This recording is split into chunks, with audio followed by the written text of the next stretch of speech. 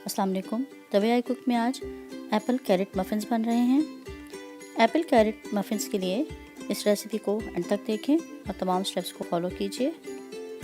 इसको बनाने के लिए सबसे पहले हमें ड्राई इंग्रेडिएंट्स चाहिए।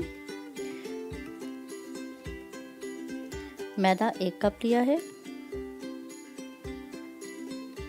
गंदम का आटा 1 कप, चीनी आधा कप, बेकिंग पाउडर 1 बड़ा खाने का चम्मच और नमक आधा खाने का चम्मच,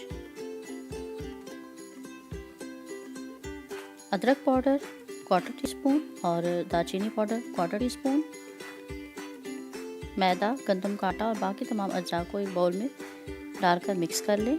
आटा वही है जिससे हम आम घर पर रोटियां बनाते हैं।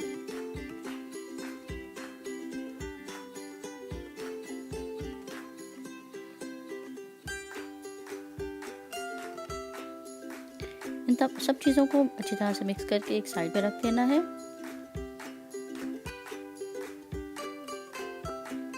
अब हम वेट इंग्रेडिएंट्स लेंगे। मेल्टेड बटर या घी 1/4 कप,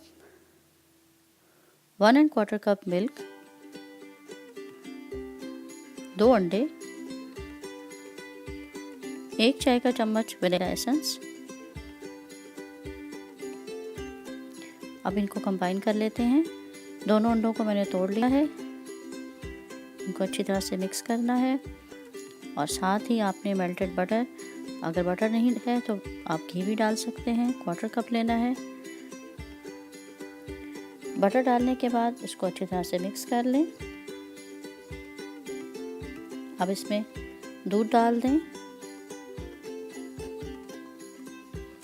और इस मिक्सचर को वनीला एसेंस डालकर मिक्स करें और एक साइड पर रख दें।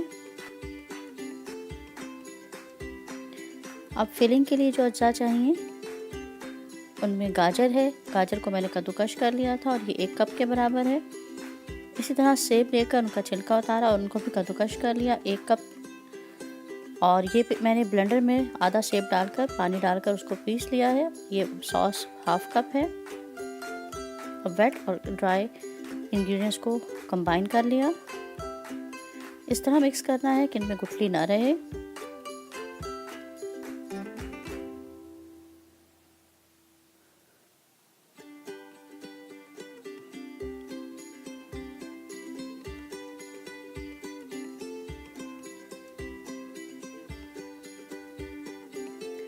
इस तरह का टेक्सचर होना चाहिए। अगर आपको दूध कम लग रहा है तो थोड़ा सा दूध और भी ऐड कर सकते हैं। अब एप्पल सॉस,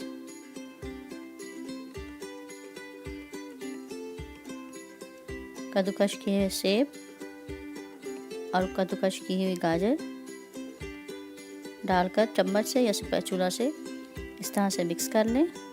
मिक्सिंग बहुत अच्छी करनी है।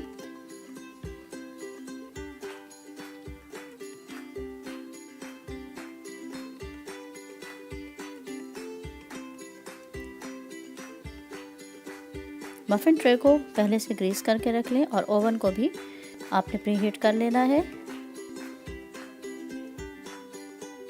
और इस तरह से इनको फिल करके